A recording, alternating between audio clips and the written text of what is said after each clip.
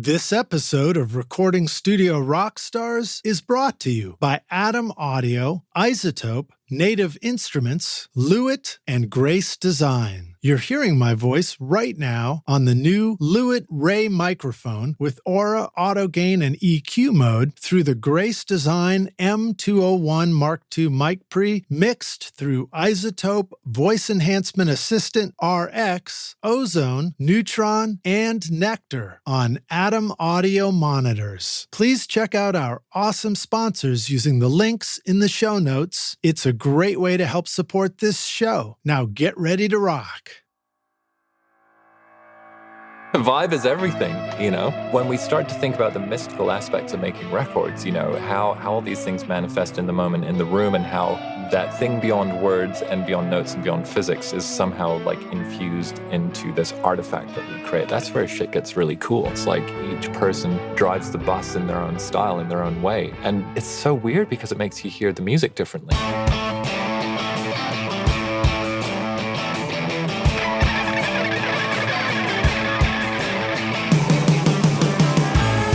Welcome to Recording Studio Rockstars. I'm Lid Shaw, and this is the podcast created to help you become a rock star of the recording studio. Hey, rock stars. Yeah, you. I've got a secret to tell you. Want to know how I get a consistent sound mixing over 1,000 hours of recording studio rock stars? Well, my secret is using Isotope, RX, Ozone, Neutron, Voice Enhancement Assistant, and Nectar to make every episode of this podcast sound great. Right now, you're hearing RX breath control, D-click, D-clip, DS, D-plosive, voice denoise, Ozone multiband compression, Neutron EQ, VEA, and limiting, all from Isotope. Use the secret code ROCK10 to get 10% off or pick up the new Trash Light along with many of the other free cool plugins over at isotope.com. Are you recording your own music or other people's music in your studio, but you're having trouble figuring out how to get your mixes to sound great? Do they sound kind of weak or distant or lack punch and clarity? Well, I've got a gift to help you take your mixes from sounding like basement demos to sounding much closer to professional mixes. And it's my free course called Mix Master Bundle. This course will show you how to get pro-sounding mixes from your home studio with free and stock plugins in Pro Tools, and the best part is that these mixing techniques work for you in any DAW, whether you're on Logic, Cubase, Studio One, Reaper, anything you can think of. If you're ready now to make your best record ever, then go to mixmasterbundle.com to get started for free now, and you can find the clickable link in the show notes of this episode. Howdy, Rockstars. It's your host, Lid Shaw, and welcome back to Recording Studio Rockstars, bringing you into the studio to learn from recording professionals like this guy so that you can make your best record ever and be a rock star of the studio yourself. My guest today is Damian Taylor. That's who I met by this guy. He's a 10 times Grammy-nominated producer, engineer, and mixer, best known for his work with Bjork, The Prodigy, The Killers, Arcade Fire, UNKLE, Trust, or Trist. I forgot how I say that one. How do I say that, Damian? That one's Trust. Trust. Okay, cool. Yeah. Odette, The Temper Trap, City of the Sun, Bomba Estéreo, and Dizzy. He hosts an online community called the Complete Producer Network for folks to talk about all aspects of recording and releasing music. And he's also been a guest on the podcast previously for episode RSR316 and RSR406. Thanks once again to Colin Ramsay at GPS Management for making our original introduction. Please welcome back Damian Taylor to Recording Studio Rockstars. Damian, are you ready to rock? I am ready to rock, Lidge. Let's do it. Glad to have you back, man. Has anybody ever accidentally called you Damian Taylor? Oh my God. They've called me lots of things, but I don't think Damian Taylor is one of them. That almost came I'll take out it. when I was I'll speed take reading. Yeah, well, glad to have you back, dude. It's always a pleasure to have you on the show. I guess just jump right in, man. What's new with you? And tell us where you're joining us from. Oh my God. I'm in Los Angeles at the moment. I think we're in this still time warp kind of zone where I don't know if something was new 10 years ago or 5 years ago or 2 weeks ago. But yeah, it's been a great year. Lots of stuff on the internet, lots of stuff in the studio. Yeah. What's some new things that are sitting around you in your studio? What's like your most recent fun toy? Like, you're going to love this. This is the most unglamorous, but for those who have a studio will know how critical this is. New cabling. Shorter cabling. Actually, yeah, it's funny. I've been in this room around 7 years and downsized from a larger, like 1,000 square foot facility that had like a ton of tie lines everywhere and recording spaces. And I realized I was still my patch bay was still set up like I was recording a band, but it's like a programming and mixing and writing room. But it got so scary to get behind the racks. Oh, yeah. Because I had like 5-meter cables everywhere that were going 2 feet, 30-foot cables going 2 feet. So it was just like a solid mass of Mogami cables. Yeah. So I finally bit the bullet and ordered a whole bunch of 3-feet cables. And interestingly, I'm running an experiment where I have racks on the left and the right side of the room, and I'm using some UAD Apollo interfaces. And I got one of those big, long optical Thunderbolt cables. So I've split my interfaces between the left and right sides of the room so that I don't have huge long cable runs going from the left to the right. So just put that in, and I'm going to nerd out a little bit with Omnibus from Audio Movers because I want to see if there's any fun ways to do rapid digital patching. Whoa, we're going to have to dive into that, man. This is super fun stuff. It's some nerdy stuff, but basically I just really wanted to, I think it's important for all of us every now and then to go which bits of our studio and our workflow are kind of hangovers from the 60s, 70s, and 80s. All of them. And are there we go. And are no longer serving us, and to periodically go, even though I was prioritized on this thing many years ago, what's my main focus right now? So, just to look at the psychological side of that as well, it started getting to the point where I felt the energy in the studio is almost getting stressful and a bit frantic. I was very, very behind the scene or very like below the surface. And this one day I was just like so desperate to be able to open a window because I have windows to the outside, but there's just all these cables between me and the window and I couldn't get there. So it's like, today's the day, and then spent 3 days pulling everything apart and sticking it back try doing that in Nashville where you crawl back there and there's just like some killer spiders, Oh yeah, some skeletons. I mean, you'll be the skeleton. The ghost of songwriters past. Yeah, exactly. Exactly. Yeah. Well, so let's see. All right, so let's back up a little bit, and we totally get that idea where you've got inevitably a studio becomes an accumulation of the history of cables that you already had plus whatever new one or ones you just bought. And so because they're so expensive, we end up reusing stuff. So sometimes we have like crazy long snakes that just run, a little ways and they just fill up all this space. And what's frustrating is when you put your studio together, I'm sure you would agree with this, like you start out with this nice empty space and you're like, oh, it's so clean. This is going to be so great. And then you position stuff and then you start hooking it up. And before you know it, it's like everything's a trap for dust bunnies. Everything's a trap for dust bunnies and everything's not in the right place. And even though you labeled both ends of your cables, at some point you switch out one bit of gear and then it doesn't plug into the thing it said it was going to anymore. And then if you try and chase it back, it's like you run into the solid wall of all the other cables that you weave through. And it's like, oh my God.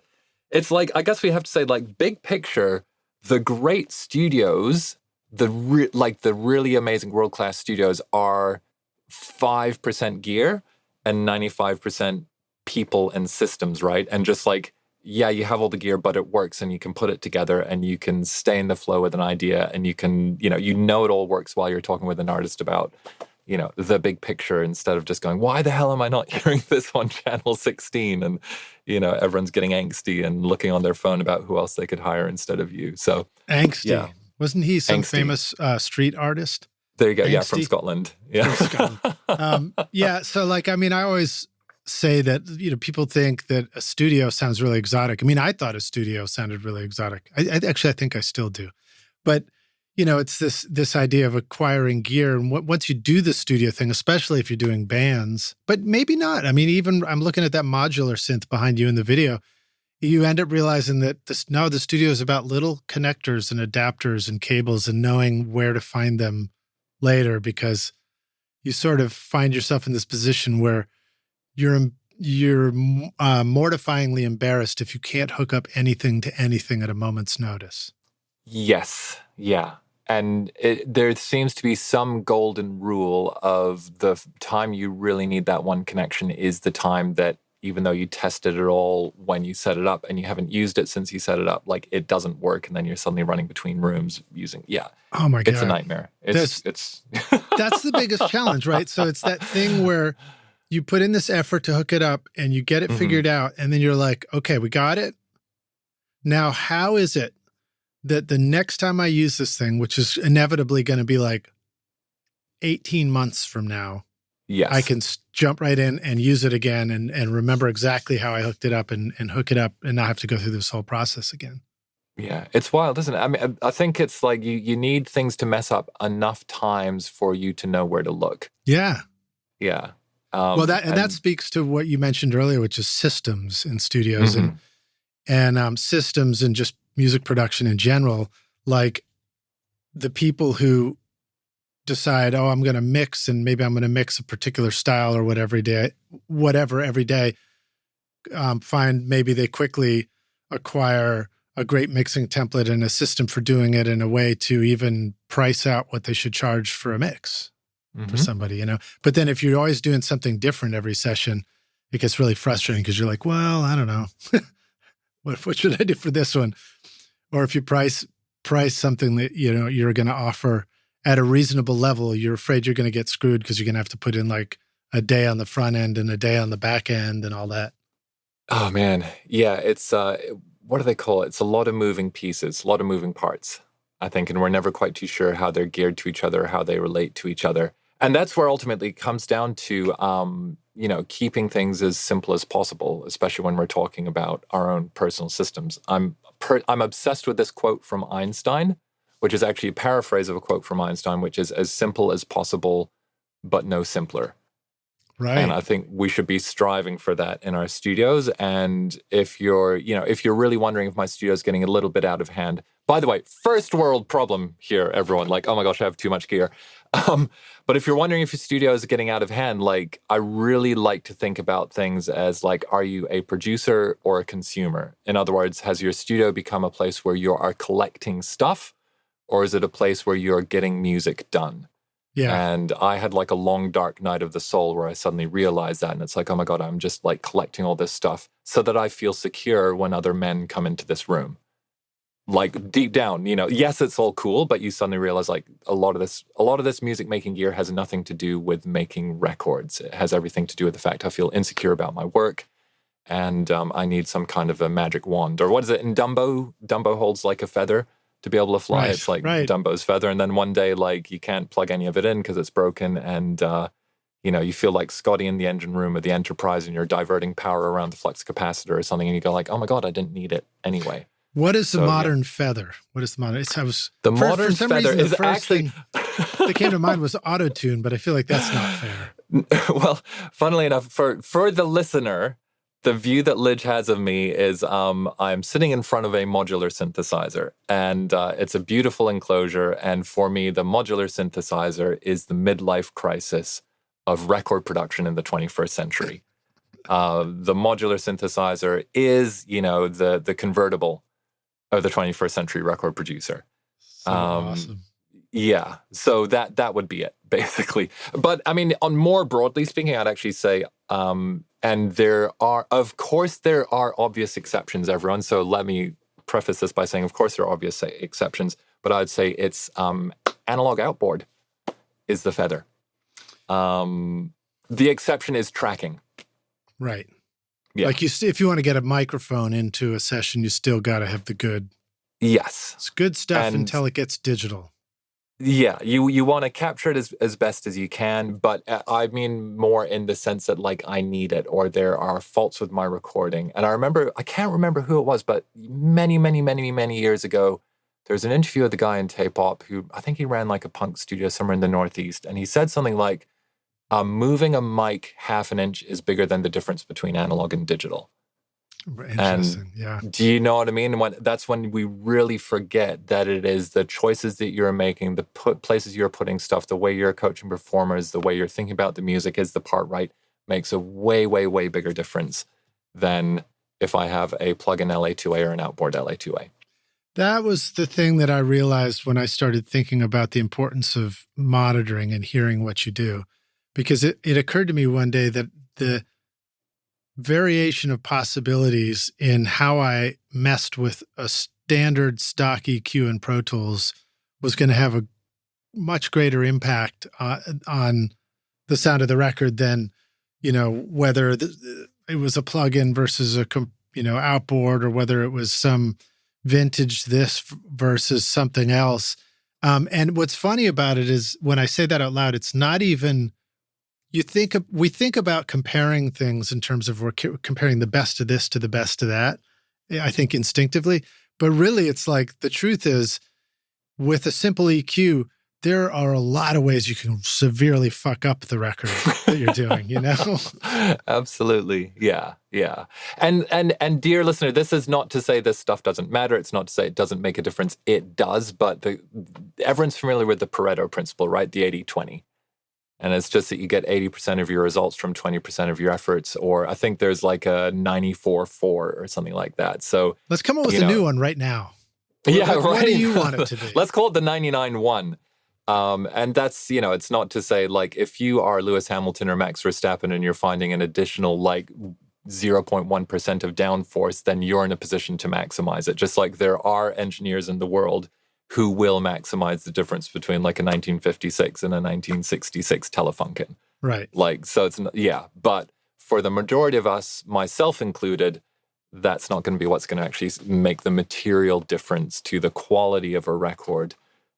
In a way, which the thing you were talking about earlier, Lidge, is such an important point, making sure you don't screw yourself basically by making your studio uneconomical to run, which either winds up meaning that you're screwing yourself or that it just like that you can't stay in the business. So ultimately you're not able to share your talents and your gifts with the artists that could benefit from you. Or you wind up pricing yourself out without the market to demand it. Right. You mean sometimes we could run the risk of investing too much in a studio, which compels us to want to, I don't know, expect a particular return out of it that isn't waiting for us. Yeah, or a way, my experience in the past, like I built my own facility in Montreal, like my dream facility, which was phenomenal. I invested like, 6 figures in the build and then spent years rinsing my credit cards to within an inch of their lives, basically thinking that's what I needed to do to be a legit producer, like to be actually taken seriously. And it was cool, but that wasn't what actually made the difference. Mm-hmm. If that makes sense. Like, yes, you need a place to record, but when I moved out of that room, I just remember like going through all these cupboards and stuff like that. I had a lot of storage and was just like finding stuff that I thought was critical. I was like, oh my God, I literally never plugged this in. Or like, I spent years hand building tube outboard and analog outboard in my spare time. And then I remember like unplugging it going like, I used this once after I built it, So it's kind of wild. So so the reason I wanted to say why that is the feather for us is like if we think we don't have it and that we therefore can't make a record, I just really, especially for the people that don't have all this stuff. Again, first world problems, but it's just I can't stress enough how the clarity and power of your ideas and the choices you make are the things that are super cool.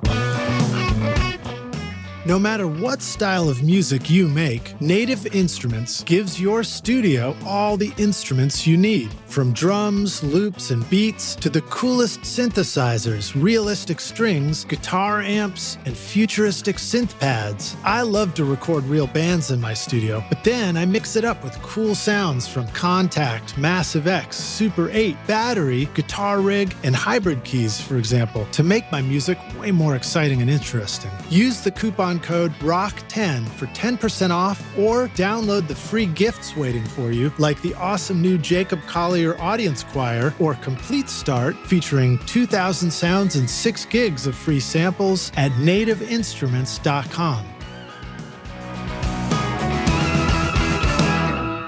We appreciate you, Damian, coming on the show and comparing us all to Dumbo the elephant. But we would like to know... An American icon. An American icon. Yeah. So Dumbo, of course, did fly in the end. But what was it what was the way that the feather was lost in that? Do you remember? I guess it's funny because what's that thing they call it? It's like Just drop it or something. the conscious. Have you heard there's like that cycle where we start off where we're unconsciously incompetent. In other words, we don't know what we don't know. Right. Then we become consciously incompetent, where we know a bit of what we don't know. Then we become consciously competent, where we do know what we know, and then we become unconsciously competent. So it becomes second nature. That's like a complicated T-shirt. Just it's cool. Yeah, it's cool in a PowerPoint presentation. But there's a thing where when you start and you just don't know all these details and you go for it. And for me, if I think about the start of my career, it's a paradox. I was able to work in some of the best studios in the world, as well as like bedroom setups, but I didn't really know much of what was going on. But I remember very, very clearly around, 2005, 2006, 2007, when like Gearspace came out. And I was so excited, and like eBay came out, and then you're just suddenly able to go and scroll at this list of stuff that you don't have. Oh, yeah. And then eSnipe came out, and I was actually able to acquire gear. Yeah, but I remember the first time I saw those posts about like such and such box is like I never record without it, because without, like, there's those literal posts and being like, oh my God, I need one of those. And it's like, had already made like a ton of great records, and worked with a ton of great people, where it's just like, let's have this part happen here and then that part happen after it. So anyway, the gear is great. We wouldn't be in the studios if we weren't into it. It is fun. It's really we are fun allowed to just do some things for fun because they're fun. It's like shopping. I mean, people do like to go shopping, I think you summed that up so beautifully. So it really is like collect the gear and have it because you love it and enjoy it for its own sake. But we never want that to be a reason why something isn't working. Yeah. Or why we can't do it. Okay, so let's pivot back to you after, thank you for going, I don't know, we just went around the universe and came back to where you started. But you mentioned connecting two racks in your studio with the power of a Thunderbolt cable, and you said something about the UAD interfaces or something like that, or Apollo. So can you just break that down for us? What is that? Is that just putting your interface in different parts of the room, or is it using them to create some sort of patch bay? You also mentioned Omnibus from Audio Movers, was it? That's right. Yeah. So I have a dear friend called Matt Robertson, and during the pandemic, I was running a Twitch stream, and I'd do beat battles where I'd invite people on and interview them. Matt, he's a phenomenal person behind the scenes. He has amazing music himself. I've got to work with him in his studio as well. And he figured out a system where he has all of his instruments basically feed into it's something like a stereo and a mono input channel in his templates, and everything goes into basically 3 channels. So it's like the instrument, or it might be 4. It's like the instrument, a reverb return off an Eventide space pedal, and then just like a fuzz box. And he uses the RME Total Mix system, and he's figured out a thing through Keyboard Maestro where you can do MIDI snapshots of your RME Total Mix so that you can have, 40 things coming into the mixer. You press a button, it switches up the fader on one of them, and then it automatically sends that to this reverb and to a fuzz box. So, he has like a ton of more keyboard instruments and stuff. He does a huge amount of film score stuff. Incredibly versatile person. Can we back up for just one sec, make sure we understand that? Because it sounds awesome. So if we've got lots of things. In my studio, for example, I do have a lot of instruments. I've acquired a lot of stuff. And I would love to, have 2 drum sets mic'd up, and the Leslie and the piano and guitar amps and bass direct and keyboards and stuff like that. So let's say we find ourselves in a situation where we want to have a lot of inputs going. Are you describing something where we're still going to need that many interface inputs? Or So he still had, so normally when we do that, like I was running 64 channels of Focusrite IO before my UAD system, and now it's about 40 IO on the UAD system. It's basically like one input or one instrument, one source goes to one input, which goes to one input in Pro Tools or whatever. So channel 1, input 1 goes to channel 1, which turns up in channel 1 in Pro Tools, right? So the instrument it plugs to an input on an interface, and now it's digital, and we deal with it in the computer some way. Kind of thing, yeah. But what Matt had set up was that, so just to finish this through, if you had like your drum kit was like 10 channels and everything else was another 14 channels, right? So you have 24 inputs, 1 through to 24. And if you record your organ, it's on like channel 18. Maybe you have some room mics up there on channels 21 and 22. No, they're on 23 and 24. Okay, there you go. Thanks for the clarification. Matt's setup was that everything comes in on like channels 1, 2, and 3, 4, regardless of what it is. And so it would go into all of the physical inputs on the interface, but then he had these switching things so that you press a button but here's the key thing. Normally, when we're recording traditionally, sorry, viewers, I have my hand on my forehead right now because I'm trying to visualize this. I'm stressing him out, bro. Yeah, this might be terrible radio, everyone, so apologies. So a traditional patch bay, right, you have your mic preamp, for example, and then, I'm going to run that into a compressor and then an EQ, maybe the other way around. So you go to your patch bay and you go clunk, clunk, and you plug them in, plug them out. Pretty normal traditional engineering, right? Mm-hmm. So we always want to avoid A to D and D to A stages because it degrades things a little bit. So they say. In general. What Matt was doing was he had basically all his instruments were amazing character instruments, right? But he had a weird reverb pedal that he liked, and he had this one fuzz thing that he liked. And he found that if he recorded everything with the instrument plus that reverb plus a pedal, then it made it way faster for him to make cooler music.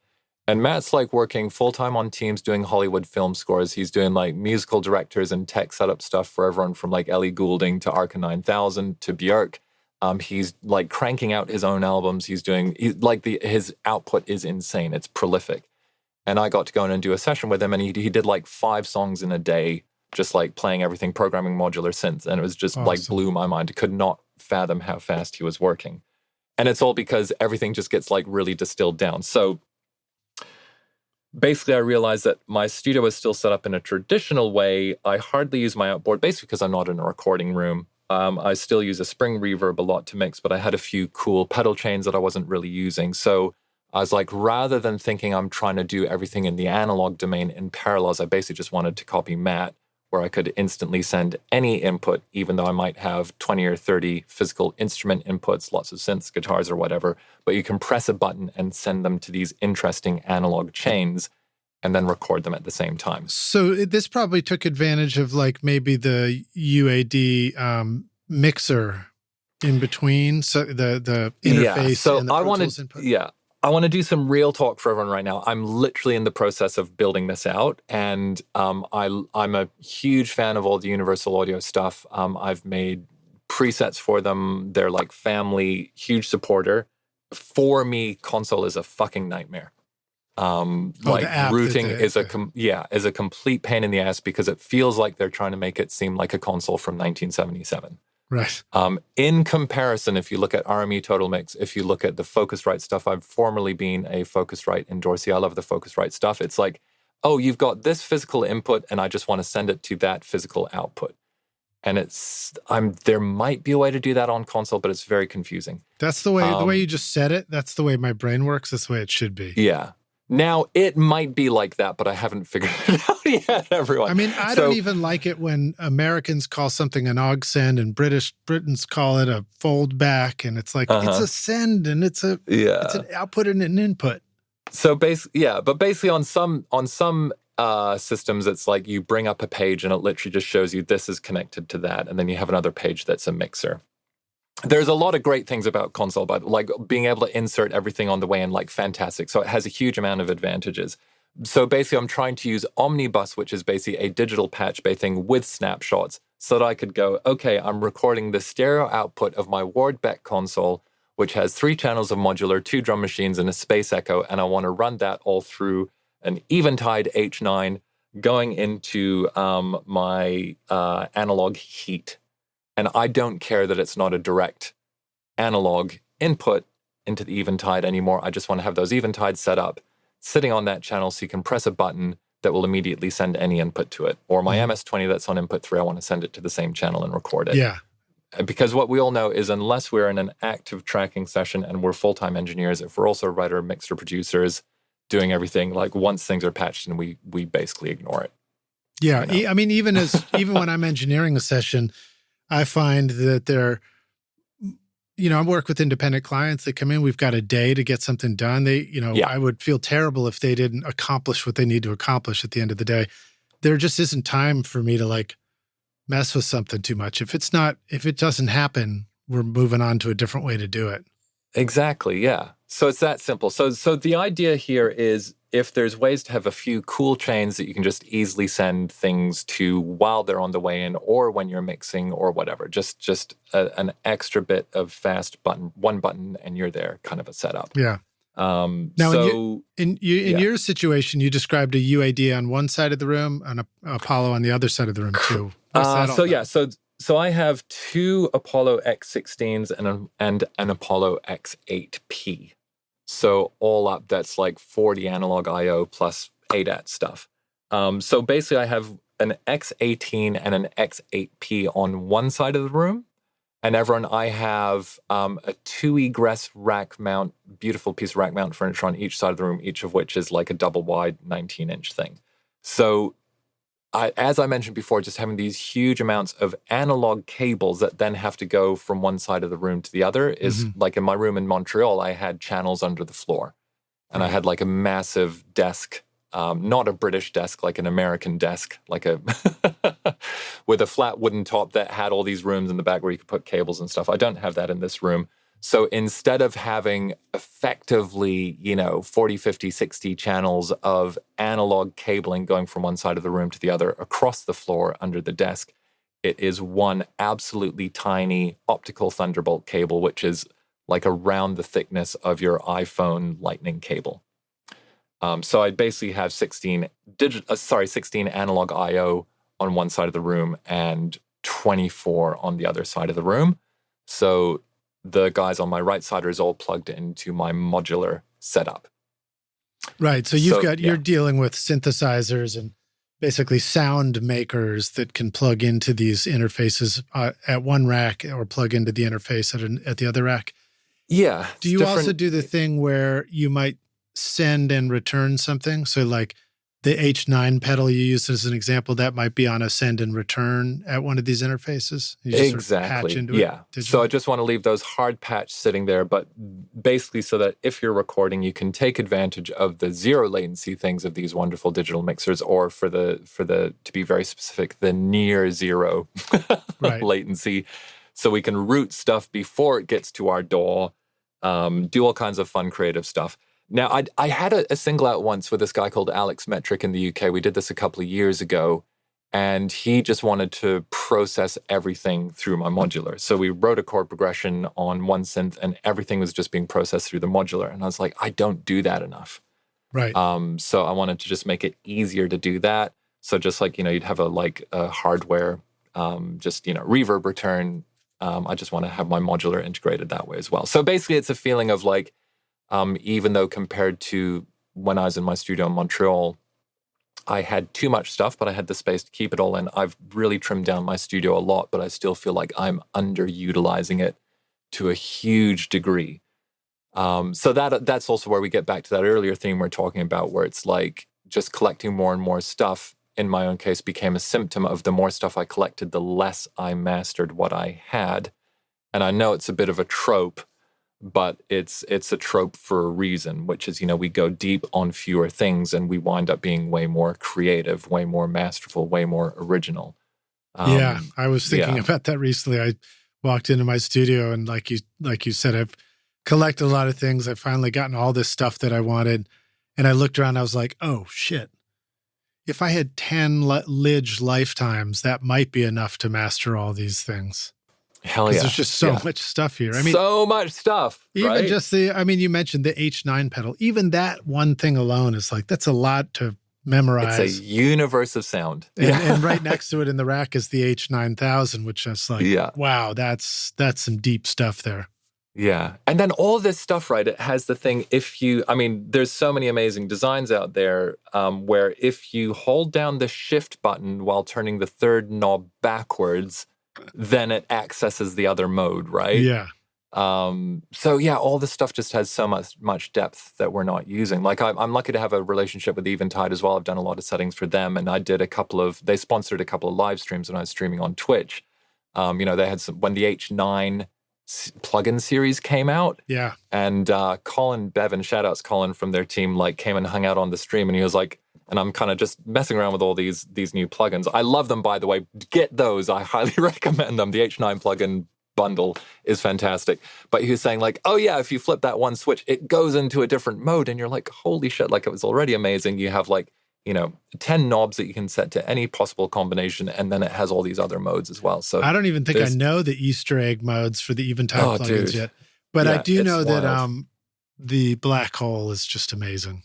Yeah. Yeah. It's just such a great plugin too. I want to share like this story. There's a producer called DJ Dahi, who does a lot of Kendrick Lamar's stuff. And when I was first visiting LA, maybe 10 or 12 years ago, I got a publisher linked us up, and I just did an evening hang out with him and making some music. And he was, I think, he was well on his way up at that point. But he said, it took me a while to process it, but he said, it was something like, I've got this world music instrument library and Sugarbytes Electrics. I think that's the one that, do you remember that plugin that like chops and stutters and does all kinds of crazy fills? Stutter Edit is Stutter one of Edit. them. That's the one, yeah. That's from BT.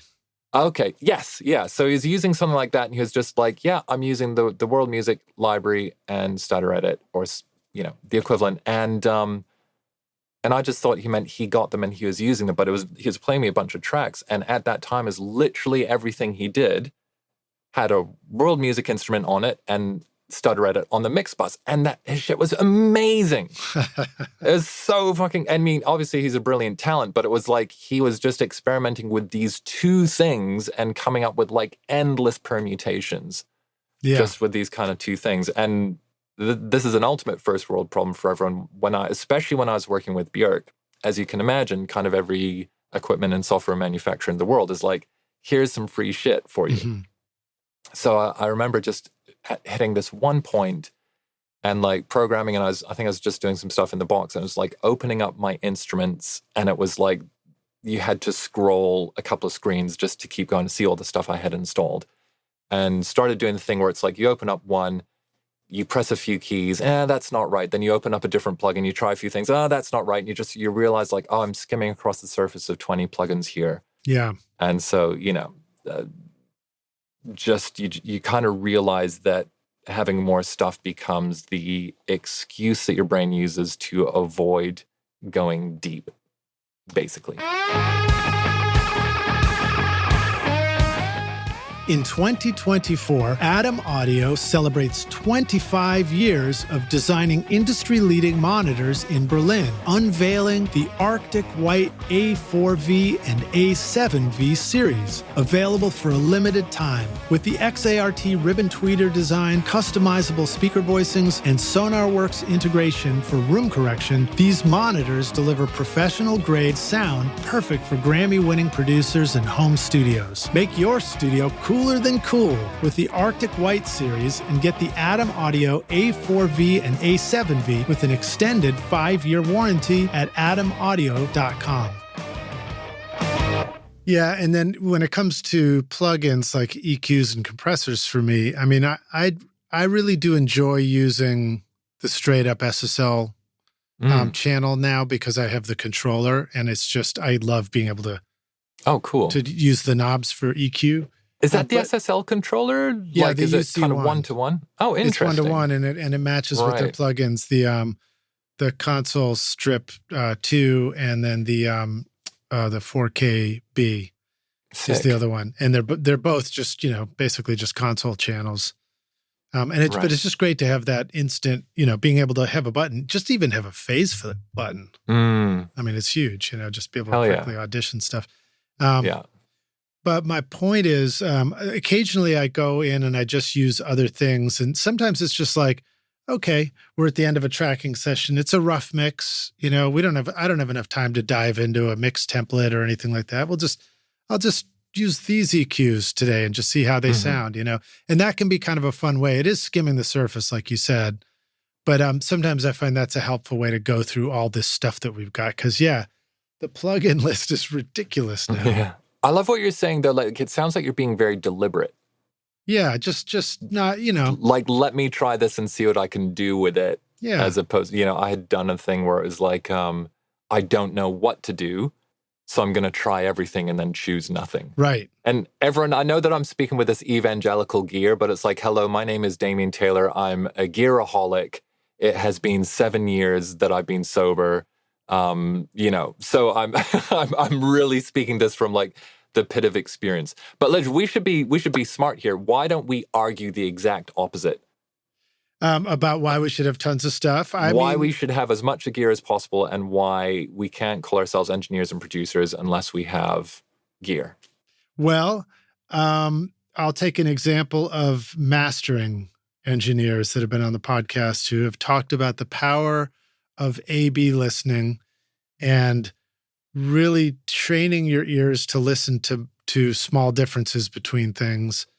And I think those can be times where if I want to give myself that freedom of like shooting out a microphone on a vocal or, finding a compressor or something that works best for this, or even drum reverbs, sometimes I'll give myself that ability to load up 8 slots of plugins and then just bypass, and flip through each one and just see if one leaps out at me a little bit more than another. But I mean, it is a slippery slope, and I've got a funny anecdote I can share. I don't think I've mentioned this in a while, but I was working with the band, The Living Things, and we had learned about a new studio down here in Nashville called Blackbird. And this was back in about 2004 or something like that, or 3, I don't remember exactly. And it was early.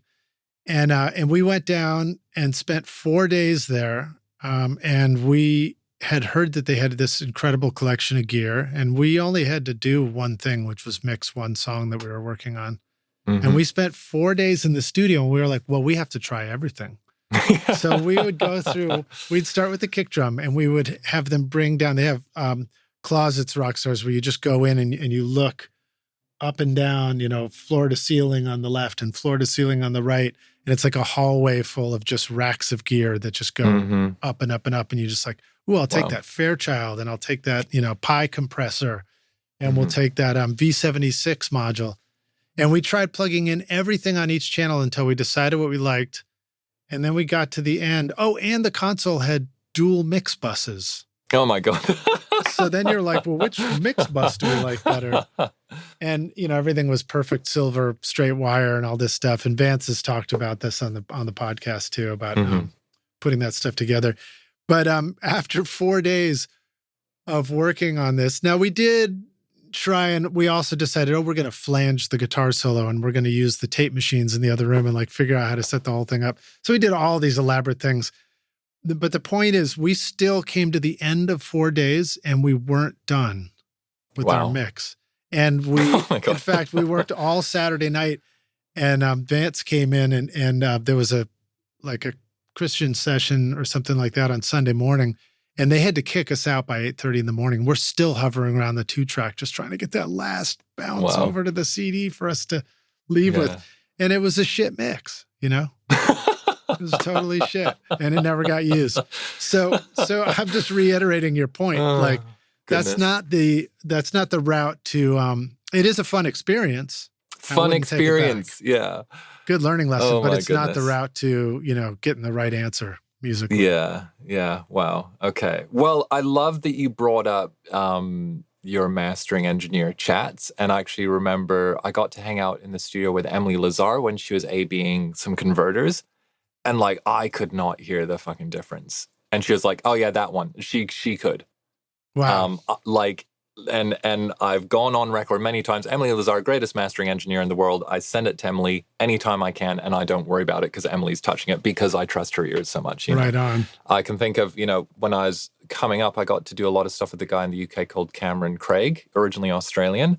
And, actually hearing, like, he would bring in a V76 and he got like a channel out of the original Capitol desk, and he had like a couple of Neve things. He was the first person I actually really realized like there's different preamps. And I remember him plugging in like, we called it the Halo channels, the stuff out of the Beach Boys, good vibrations channels, and like him putting that on and really just going like, whoa, that just really does something different. Or, I got to sit in the studio a lot when I was This was at the editing. mix stage or This was at the something? tracking stage, Yeah. and he was the first person I ever saw use like the RCA 77s and stuff like that. And just kind of wild stuff. And like, oh my God, yeah, the Reslows on that tambourine, fucking amazing. Yeah. So I think but what was important with that session was we had a producer. He was an engineer who was able to focus on engineering. I was programming. We had a band. And so that comes back to your point of like, you have a day with someone. How do you deliver? And that's normally where you get into like, oh, if you sing that different, it's going to make a bigger difference than, all this to be said, I think the most critical thing is you want to clear a bar, at least. You want to make sure that you have, it's that Einstein quote, as simple as possible, but no simpler. Yeah. So especially if you're starting off, like it's so important to actually develop that ability to listen, to develop the ability to understand the nuances. But I love what you're saying as well. Just I want to keep coming back to that. Most of the time you're using those particular plugs or that particular setup that's working really well, but then you'll deliberately go, let me try and experiment with this thing very deliberately to see what I can get out of it. Yeah. And ultimately for those of us that are engineering and mixing in particular on the engineering side, it is that ability to gradually understand the actual impact in colors and those small details and how they compound together. Like that makes a huge impact big on time. a finished record. So yeah, so that is why I'm full of shit, everyone, as well. Not at but all, I think, not at all. having gone from, I think, I started my career working in teams, and now it's pretty much I'm carrying records on my own. So that's where you get into that interesting balance. And Lidge, if you don't mind, I'd be interested to pick your brain on this and, Sure. for everyone to think about this. I have coined a term which I want to spread through the music community. Everyone, it is post-dystopian. I live by the Los Angeles River. In a neighborhood called Frogtown. So for everyone can imagine the LA River, right? It's that concrete channel, and it's got like high voltage power lines going down one side, train tracks, just the back ends of factories. Grease lightning, they're drag racing. Very industrial zone, but in the particular bend that I live on, the city has let nature start to take over the riverbed. So it's actually, there's all these trees, there's herons, there's corsicants, there's migrating birds that come through. So it's nature reclaiming this kind of dystopian wasteland. So, I think we've gone through, you can choose which way you want to point your brain in our industry. And we can focus on the fact that Spotify pays terribly, which is true, or we could focus on like, how do I harness the internet to build a large enough audience and fan base that's on my wavelengths, doing stuff that's authentic to me, to make it sustainable for me or even abundant for me, and to put out dope shit into the world that everyone else is going to benefit from. So I kind of feel like this next phase of my life, I want to be really like a champion of and a key person in exploring the post-dystopian music ecology. I'd like to say even more than economy. Whereas when I was younger, it was just the only thing I cared about was I want to contribute to some of the defining records of my generation. So I feel like this is like one subset around that, or one growth ring around that. So it's basically, how can all of us make cool shit sustainably for our entire lives? And so that's when it gets into, if you don't have the $50,000 to spend on a Fairchild, your record is going to be fine, everyone. Like communicating the thing. That's more important. And then you want to give yourself a long enough runway where if we think of ourselves much more like fine artists or classical composers, like Lidge, you and I, we're not in our 20s anymore. No. But I vividly remember seeing this VHS at Bjork's house of like Olivier Messiaen playing an organ in a cathedral in Paris. And I think he was 88 or something like that. Wow. And I look at my friends making music. I'm like, we should all be thinking about making music the way that we're still able to do it until we die. Yeah, I mean, Stefan Grappelli was still playing weekly in New York City all the way into his 80s, I think. Yeah. So then it's like, when you kind of look at our world through that lens, it becomes, how do we make sure that we're consistently capturing these moments in time and sharing them with the world? And then if you really think about that, it's like you have everyone out there, we have decades to learn all of this stuff and for the colors and the nuances of our work to evolve. And there's something thrilling when you see someone who has an entire body of work and you can go back and, it's like, look at Lidge's work from his early 20s. That was so kind of raw and powerful and unrefined. And then it's like, oh, if we look at Lidge's work in his 40s, it had this kind of this tenderness to it and this nuance and this attention to detail. And, I'm going to have to start releasing some records then. Yeah, there you go. It's a different game to feel like we're just chasing a Billboard #1, Yeah, well, and I don't know that all of us feel that way. I mean, I think some of us do for sure. I certainly had a chapter of that. I think our audience, there are some that are thinking of that, and plenty that are just want to enjoy making records and doing their thing and make better sounding records. I mean, I think we're all ultimately driven by the artist in us. I don't think we would, if it was a dollar, if it was an income-based drive, I think we would have probably picked different work.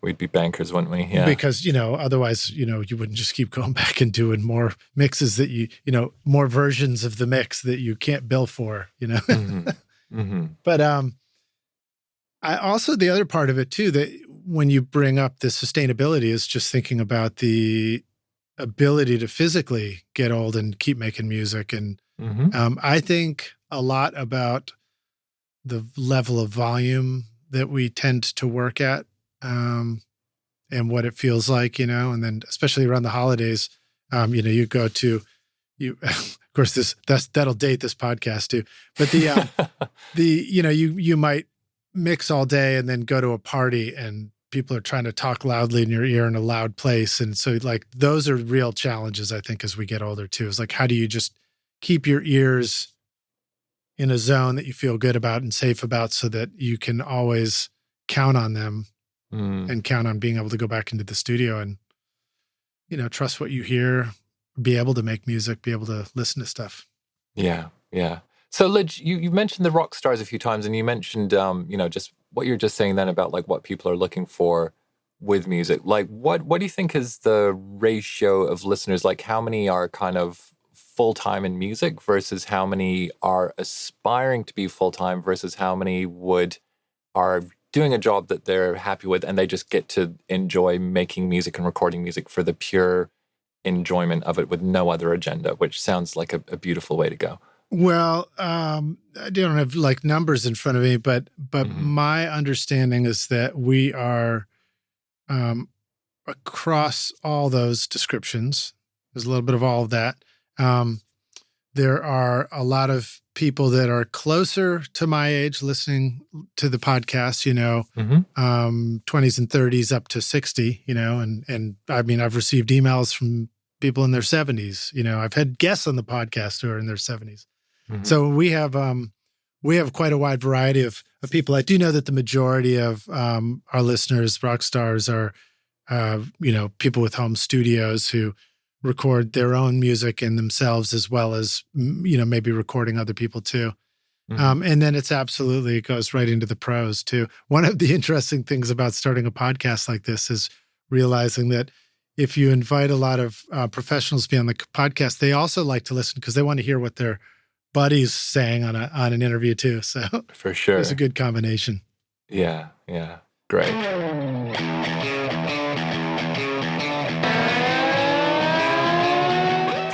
I am super impressed with iZotope Ozone. I've been mastering many of my records recently, and Ozone makes it so easy to get a fantastic sound. The built-in mastering assistant helps by measuring the mix and suggesting all the settings needed for a professionally mastered result, based on the genre and EQ curve of your choice. You can even reference a specific song if you want. Using simple yet sophisticated modules like Clarity, Impact, Low-End Focus, Stabilizer, Imager, Exciter, and spectral shaping, along with powerful dynamic EQ, compression, and limiting, you simply adjust the settings to your own taste and it sounds incredible. And the magic of master rebalance means that you can reach into your mix at the mastering stage and manipulate the vocal, bass, and drums. Amazing. My bandmates are pretty demanding of my mixes, but now when I send off the masters for approval, the band absolutely loves the way our records sound thanks to iZotope and Ozone.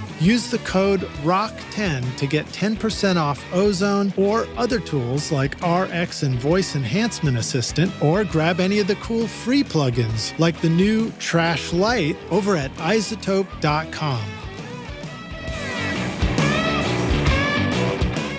What do songwriters, music producers, DJs, EDM, TV, and film composers all have in common with you and me? We all crave captivating sounds that elevate our music to the next level. That's why Native Instruments is your ultimate creative companion, offering a vast library of sounds for your studio. Whether you're crafting hip-hop beats, indie pop melodies, classic rock anthems, serene meditation tracks, pulsating dance floor hits, or intricate orchestral compositions, Native Instruments' complete bundle has you covered. From drums, loops, and beats to dynamic synths, lifelike strings, and vintage instruments like electric bass, guitars, and keys. The possibilities are endless. Use the coupon code ROCK10 for 10% off, or download the free gifts waiting for you, like the awesome new Jacob Collier Audience Choir and Complete Start featuring 2,000 sounds and 6 gigs of samples over at nativeinstruments.com.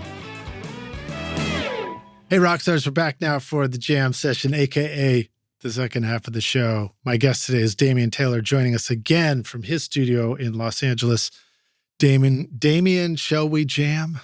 Let's do it. I'm feeling it. Jam and peanut butter. Let's make it happen. So I just wanted to remind the Rockstars that you, as we talk about all this stuff, two things. One is we have a playlist of your music in the show notes, so please scroll down and listen to that, Rockstars. Now, when we mention something or just right after this, the records sound really, really good. So all the things you're saying about mixing and using these tools, the result is great sounding records. And two is I think you mentioned that you've been doing a lot of one-on-one coaching and stuff like that as well. So you are available to help people if they need it? Yeah, there's a bit of backstory there. So you mentioned at the start that I set up an online community called the Complete Producer Network. I think we may have just touched on this in an earlier podcast, but my pandemic project was effectively really focusing in on this question that had been bugging me for a long time, which is that traditionally we build our careers and we get better in music production by working in large studios with other people. Whether that's on your session directly or bumping into people in the kitchen who you wind up getting on with, who you let you sit in on their sessions, or, if you start off as a runner and you're working under someone with decades of experience. And we're in this amazing era now where there's infinite knowledge on the internet, but it's a very different kind of knowledge and a very different way of working compared to the traditional apprenticeship system, which even beyond recording studios has been around since kind of the beginning of time, right?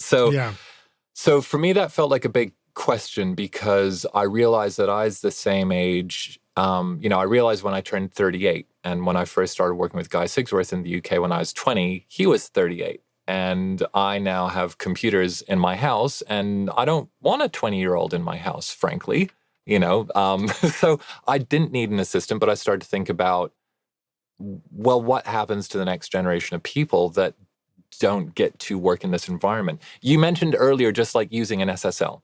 I got to sit in on some mixes with Spike Stent early in my career and just literally watching and hearing the way he used an SSL in a mix.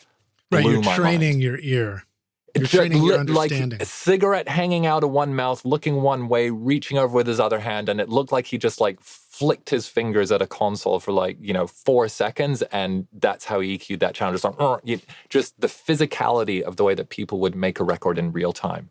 Or, sitting in the room when Neil McClellan was mixing in Strong Room Studio 1 And he's like, basically, it's like a rave in there. It's the loudest thing you've ever heard. And he would build a mix by going waka wow, waka wow, waka wow, wow, waka wow, wow, wow, wow, wow on every single EQ. So his mixes were like this crazy, like acid rave performance that wound up. That's how he found his frequencies.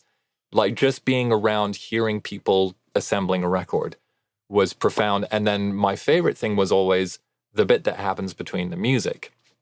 And, you know, maybe you're in working with your team and then someone's in the studio next door and they come in, and just for me as a young person, even as a teenager, I remember actually the first time hearing, for those of you in New Zealand, I worked at a studio called Soundtracks, which was run by a guy called Jim Hall, and Dave Dobbin came to the studio, who's like a legendary New Zealand musician, and just listened to them talking about music. And just having a philosophical conversation kind of blew my mind and really opened my mind as an impressionable young teenager who just left school. Yeah. So I feel like we have all this, you know, podcasts go a long way, obviously, to doing that, but it's different to a chat. So I was just like, how can this stuff work on the internet? So I built the Complete Producer Network, which grew out of a Twitch stream. Based on that, I also built, you know, a couple of very guided courses where it's like, I teach you my exact system to like my whole drum production system, which is effectively eliminate writer's block and work efficiently in the studio course. I have my whole mixing program called the Mix Accelerator Process, but I also built something called the Online Studio, which is where, you know, we have a weekly call, host it with everything. You can just come in and talk about literally anything that's on your mind, and I'll kind of coach you through that. I also get the rights with some of my clients to be able to live stream my entire session. So if I'm in the studio at 8 a.m. until 10 p.m. that night, there's just a live stream running.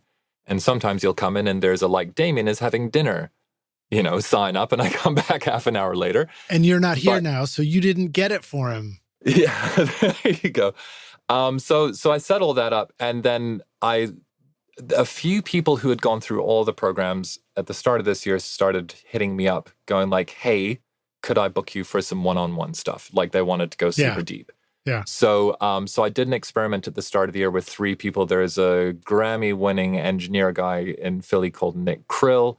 There is a writer-producer in London who's just doing sessions every day, a guy called Alex Wildwood, who's from New Zealand, amazingly talented guy. He's kind of like on the up. He'd been an artist in the past, but he's like doing writing sessions every day. Then there's just a guy who's actually an Emmy-winning sound designer who is building an artist project in New York. And so I wound up just doing, you know, a 2-hour call with them every couple of weeks. But it was like, it's basically the side of me that is a producer working kind of the producer side on people's careers and music. So really helping them workshop literally every single thing that's going on, and really with a goal. It's different in every single person's case. That's so great. It's just really, what are your limitations? What are the barriers holding you back? How can I help you dissolve those? And then I had a bunch of people starting to DM me on the network saying, hey, are you going to be doing this again? And so this last few months, everyone, we're recording this, it's December 2023. Oh, so I did you gave it away. I gave it away. I'm sorry about that. But just to be open. So I thought like, okay, this fall, I'm not traveling anywhere. What would happen if I committed to not traveling for a session and instead being available? And so I'm now working with 8 people. And for me, it's like 1 or 2 days a week, depending on the week and depending on the intensity and the commitment I'm working with people. Right. So it's like kind of getting to be a producer for people's careers and their music. And that can get as granular as literally like, what is a particular setting on a plugin that opens as a default? Yeah. And as big picture as like, what are you trying to achieve in 5 years? What's the best possible version of your future, and then reverse engineering that to help people build it. So get rid of those cables. That's what. Get rid of the pile of cables behind the racks. So I've got a couple of thoughts. One is we have a mutual connection in Nick Krill, because one of the records that I was really proud of producing with Robin Eaton, together we produced the Spinto Band, Nice and Nicely Done, which was Nick's band.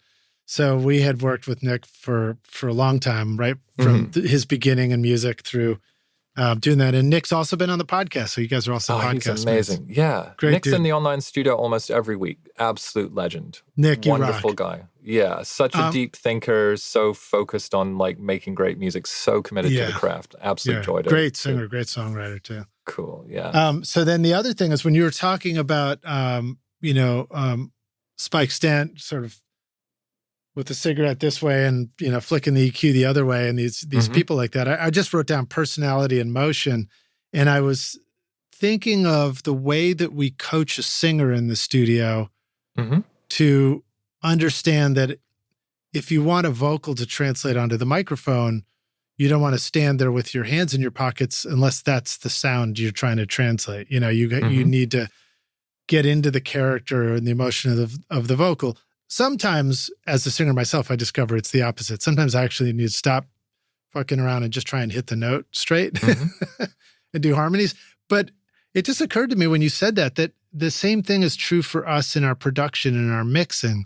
Like, I hadn't really thought about that, but the more we allow ourselves, our personality and our style to come through in just the way that we're interfacing with the mouse and the speakers and the volume knob and these plugins and things, there's really no reason why that wouldn't translate in the same way that a vocalist putting personality into a vocal take would. Does that sound fair to you? It's the vibe. Vibe is everything, you know? Yeah.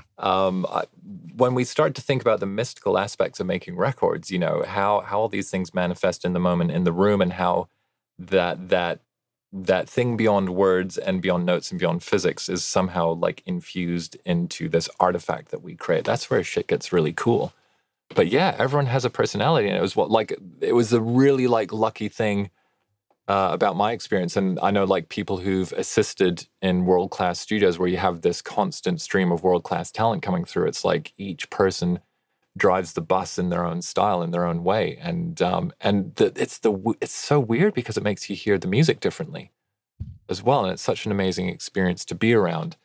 And I think also just seeing the way that people actually land at tying stuff together, actually getting an end result. There's a producer called UNKLE who I got to work with a few times, also does a ton of film score stuff. Did everyone from like the Pixies to Rain Man.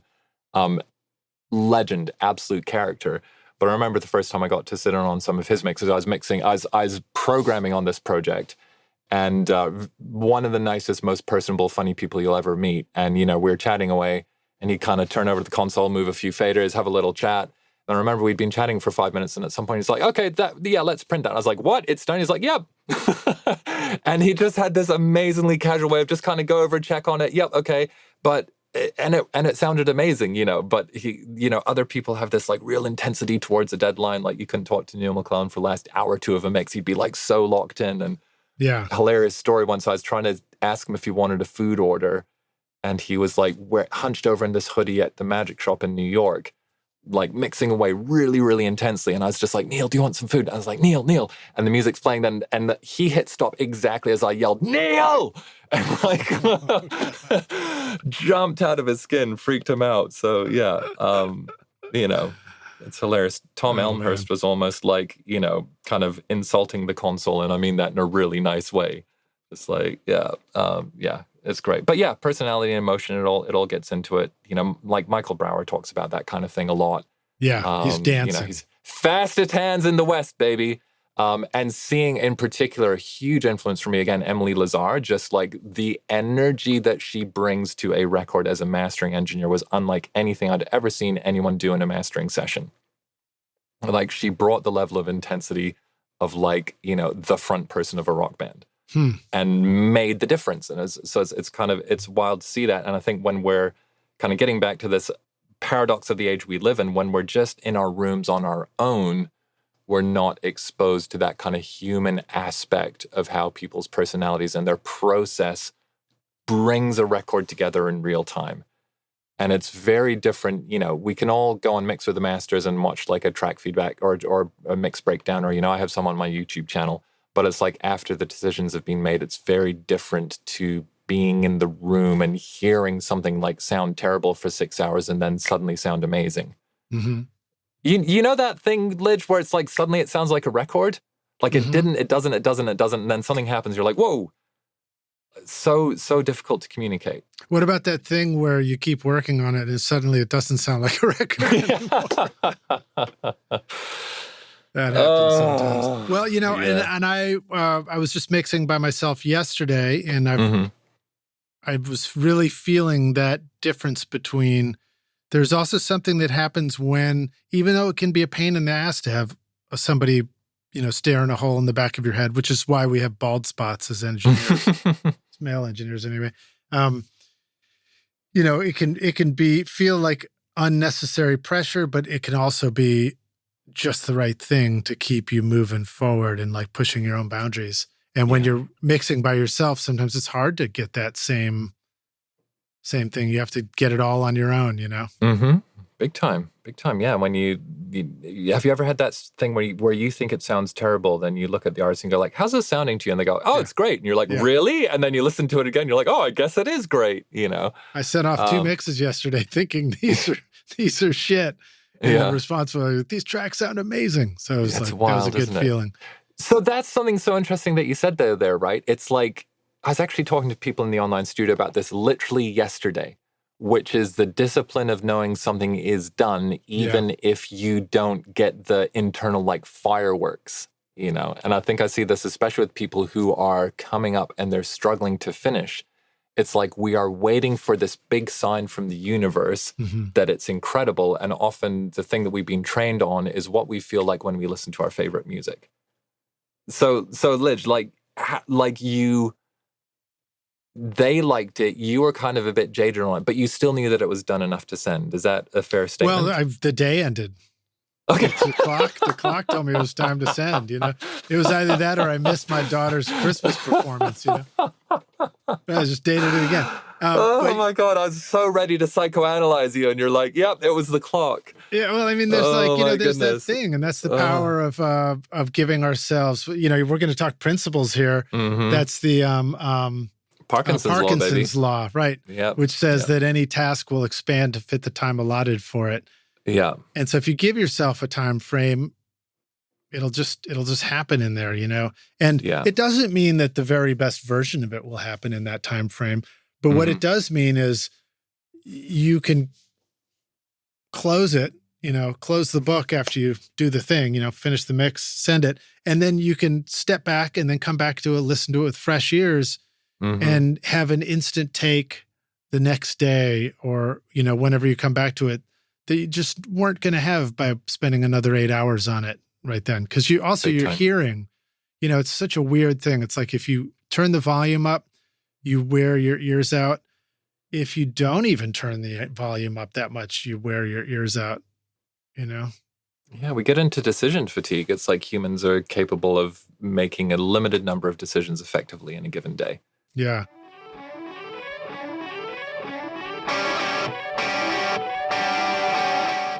In 2024, Atom Audio will celebrate 25 years of researching, developing, and manufacturing industry-leading monitoring solutions in Berlin. To mark this milestone, our friends at Atom Audio are unveiling a very special limited edition series of monitors that will look gorgeous in your studio and sound as awesome as your music. Introducing the Arctic White A4V and A7V series, available for a limited time to pro and home studio owners like yourself. The clean, glossy white finish exudes a decadent feel and will stand out in any studio or in-home audio system. Featuring the XART accelerated ribbon tweeter design and customizable speaker voicings, the Arctic White A4V and A7V have the full specifications of the original design. Plus, with SonarWorks integration for automated room correction, you can fine-tune your monitors to your control room's acoustics. Plus, with SonarWorks integration for automated room correction, you can fine-tune your monitors to your control room's acoustics. Atom Audio's commitment to delivering professional-grade, high-fidelity sound to studios worldwide has made these monitors a perfect fit for Grammy-winning producers in both pro and home studios for a quarter of a century. Now you can bring that beautiful high-fidelity sound to your own productions and make your studio look as amazing as your music. Don't miss out on the new limited edition Arctic White A4V and A7V monitors, available for a short time with an extended 5-year warranty at atomaudio.com.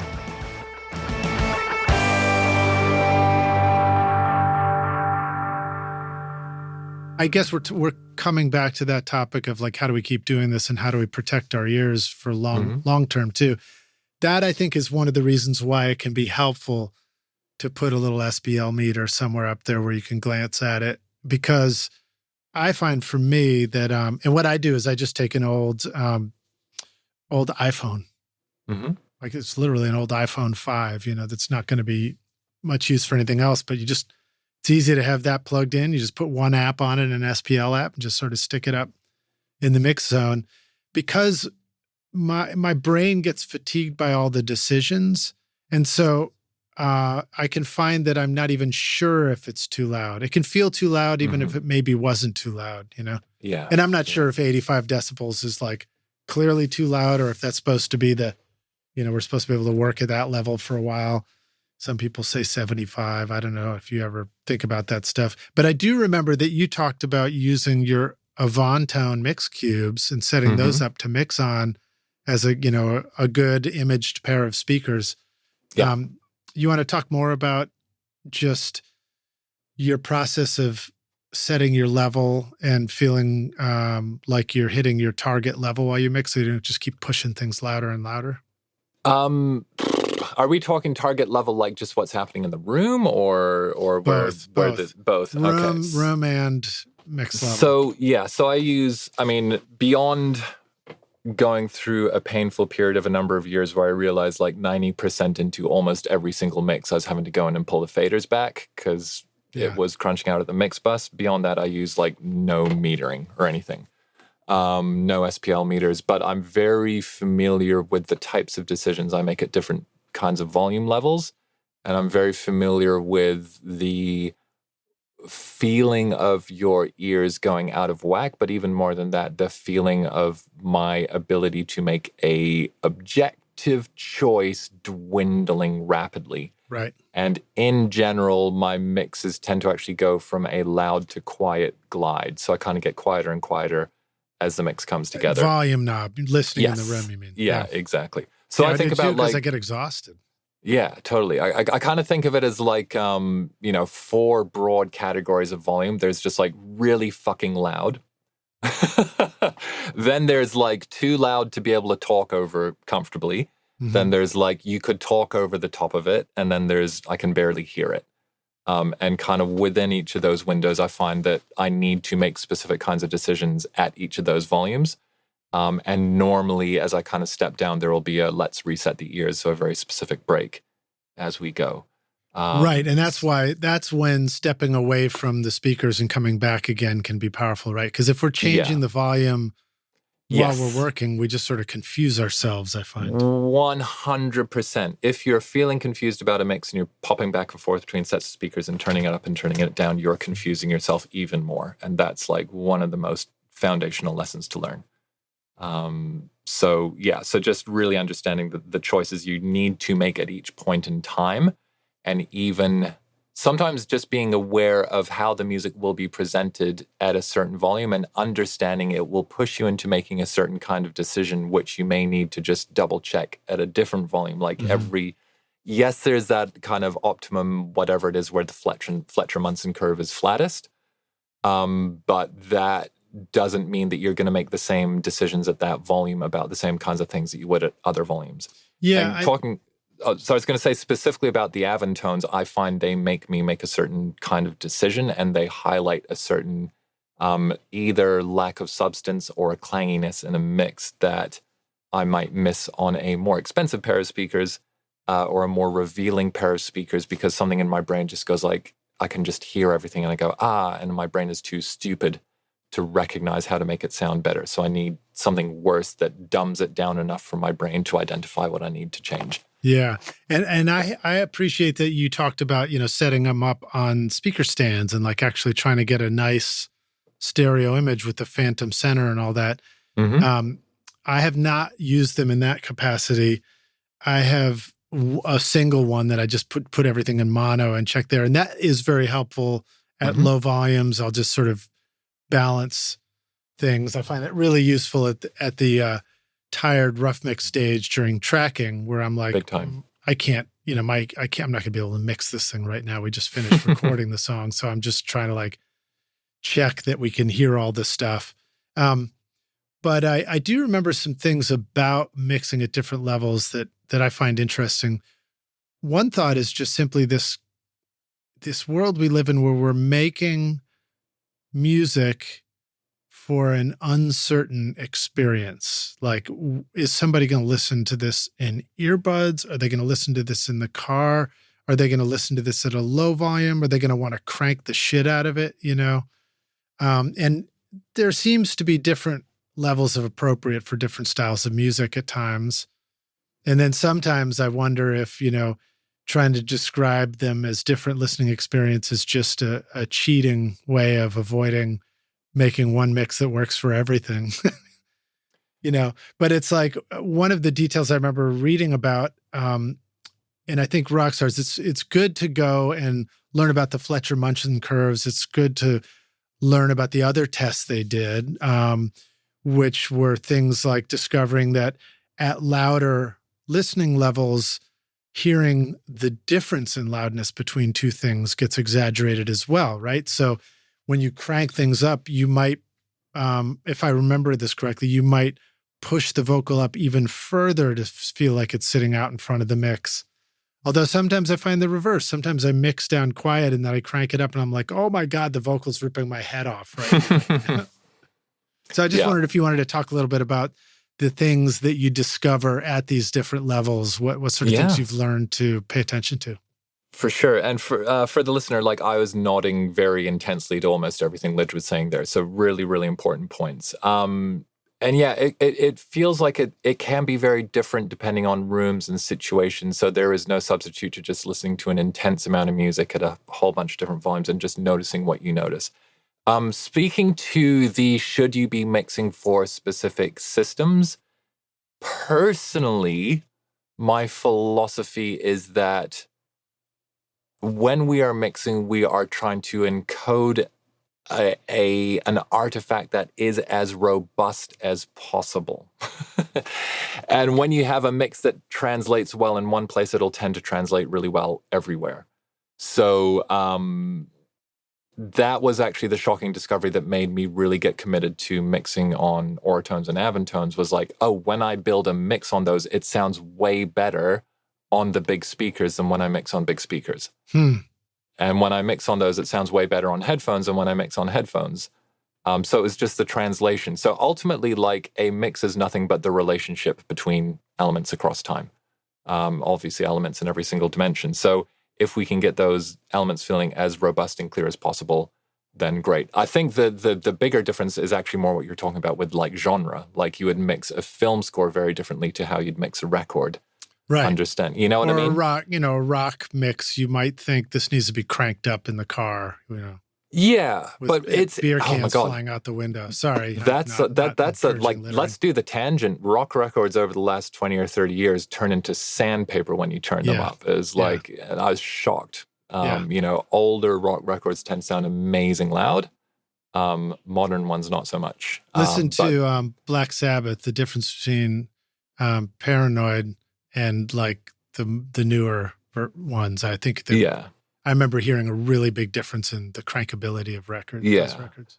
But then it's like, you know, more modern ones might tend to like jump out of the speakers a lot more and be a lot more engaging in different environments. So there's no right or wrong with any of this stuff. And while there's broad genre stuff, there's also like, what kind of record are you trying to make? And then this is where we get into the real touchy-feely stuff. It's just like, what does this song want? You know? Does the song really like want you to kind of like lean into it? Does it want you to feel like you can walk into it and kind of be enveloped in the world? Does the song want to feel like it's going to yell at you from across the bar and kind of, you know, throw a bottle at your head? You know what I mean? So it's really like what's the feeling and the intention and the energy of the record. And yeah, I mean, if there's the second part of your question, which is like the lessons at the different volumes, your point about you turn stuff up loud and like knowing 9 times out of 10 the vocal's going to feel way too quiet. So I try to avoid doing anything that's too much about balance is very loud. And then like the super quiet tends to be much more about cohesion. Like, does this still have vibe even ridiculously quiet? And that will tend to scale back up to being played loud really well. But if you overdo it, you know, everything is a continuum. If you overdo it, then that's when you get the sandpaper effect, like the modern rock effect, is that shit sounds so vibey quiet, but it's like you could put on like an old Led Zeppelin record and it's actually pretty kind of flat at low volume. Interesting. Yeah. I think that's good for us to remember to go listen to reference records at these different volumes also. Yeah. And that's not to say good or bad, it's just different. Like I remember seeing like, when Steve Albini was engineering Zeppelin like years ago, and just, he did an interview about it. He said specifically, we decided that we weren't going to overhype the top end or the low end. And it was like a choice they made. It was great. Yeah. One of the first mixes I did for the Killers, like I mixed it with a bit of a kind of a British club mentality in mind, where we love big basses and massive kick drums. And Brandon Flowers got really mad. Why is this track going boom, boom, boom the whole time? In a loving way. I think we went out to his truck and listened to it. He was not into it at all. So it's like, okay, let's try a different approach. And it's even really interesting. Like when I was working with them, like Alan Moulder mixes most of their records, and like I was having an amazing chat with him about just you make it the way the artist wants it.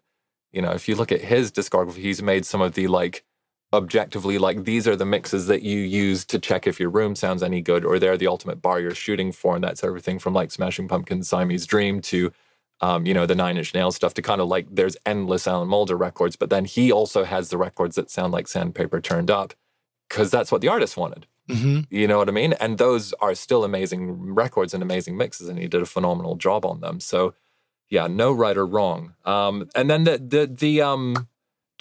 coming back to what you learn at different levels, just so we can turn this into something tangible for people, different for everyone. But for me, like the kind of a bit too loud to talk over, I find it incredibly useful for energy and cohesion and unfolding of dynamics across a track. Like that really helps me tell the story of the track. The step below that tends to be where it's like, is this all joining up and flowing? Is it helping me guide the listener's attention effectively? And then by the time you get down to the quiet bits, it's like cohesion and the kind of the fine details of the fine tailoring of the suit. And then inevitably there's a really super loud check at the end. I was on the Progressions podcast and he's like, what's the weird mix move you do? And for me, it's like sometimes I'll move the bass a huge amount right before I print. Yeah, I find myself doing that too. Yeah.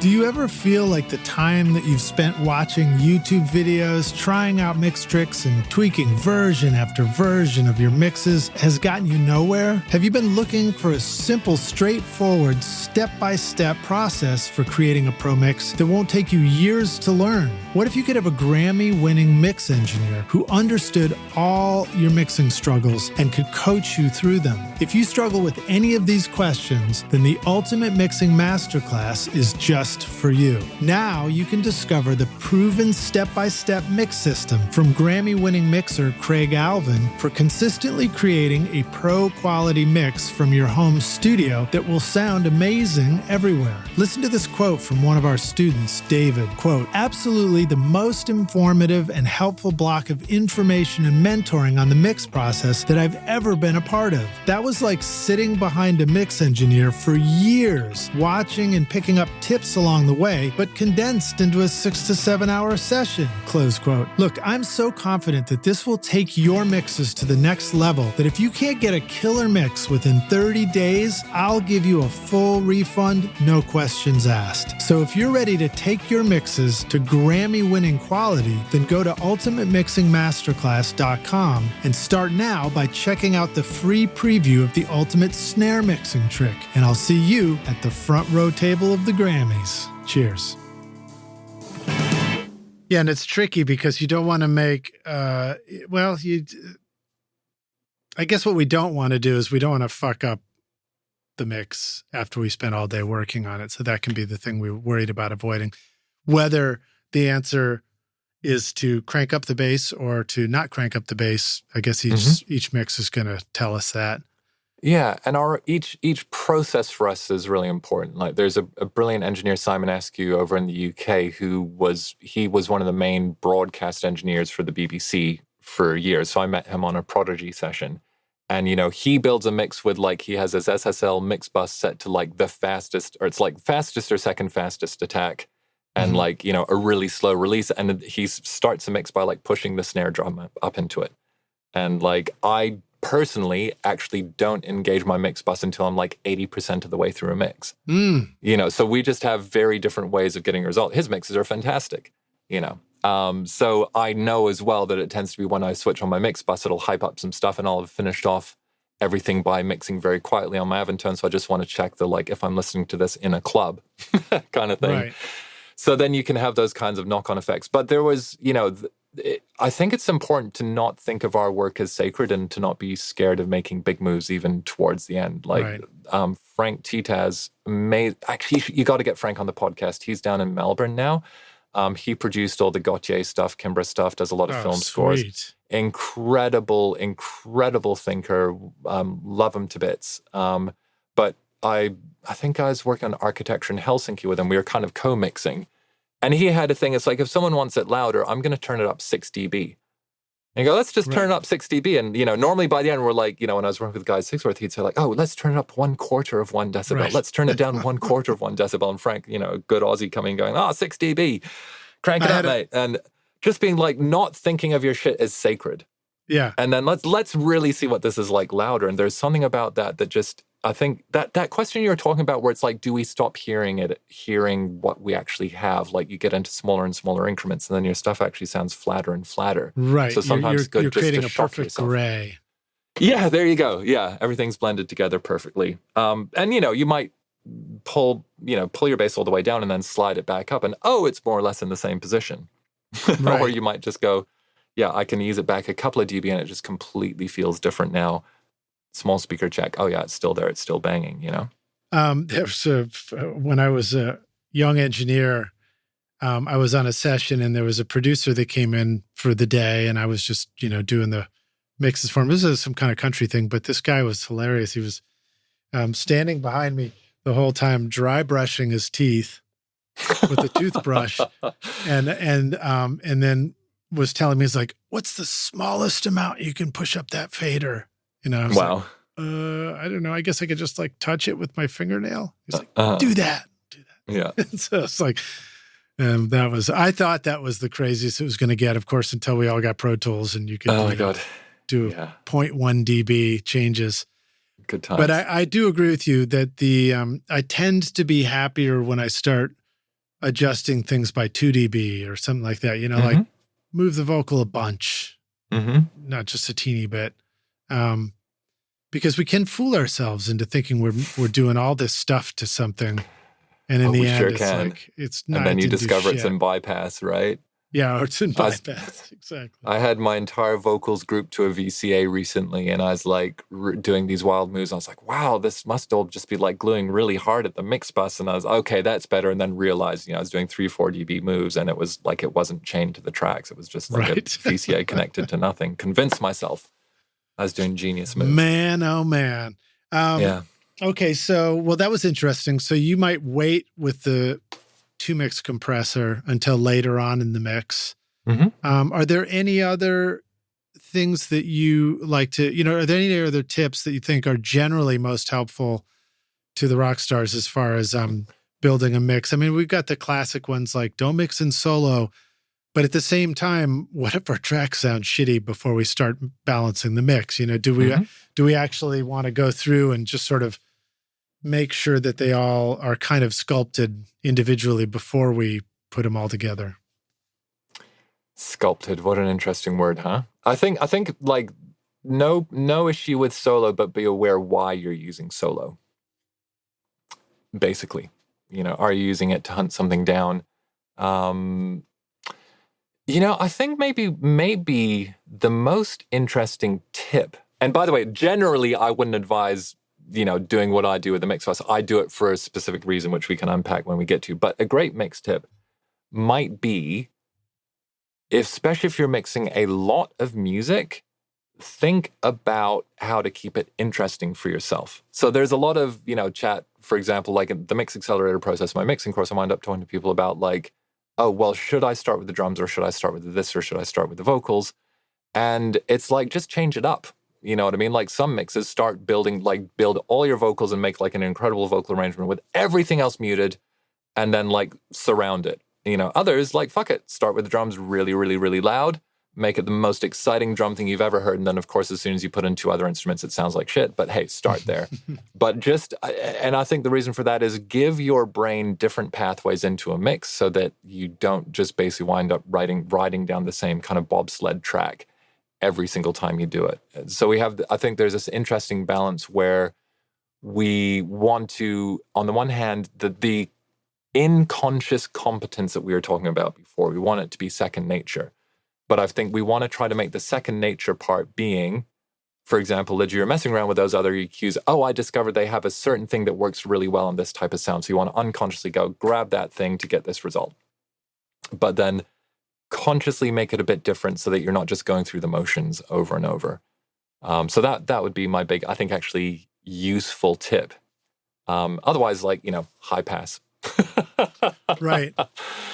High pass is a very useful one. Although I do know that once you discover the high pass, you do that mix where you high pass everything, and then you're like, why is this so lifeless? Yeah. Chris Shaw was sharing some great stories about doing that on Bob Dylan records, and then him coming in and saying no. So the other great tip, I have this joke with my daughter now, who's 17, and probably the single thing I've said the most to her as a dad that's trying to impart wisdom is it's all about context.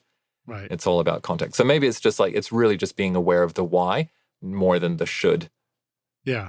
Yeah. Well, so something that popped into my head when we were talking about the solo thing is it occurred to me that because we're creative, we always want to make what we're hearing come out of the speakers sound great. Mm-hmm. And so when we focus on one thing at a time, there's a tendency to make each of those things sound great. But when we let it all play together, we're still going to make it sound great, but now we just have the whole picture that we're trying to make sound great instead of all these individual things that all sound great, but then obviously can't fit into the shoebox anymore when you unmute everything because it's 100%. All just so much. It's all too much.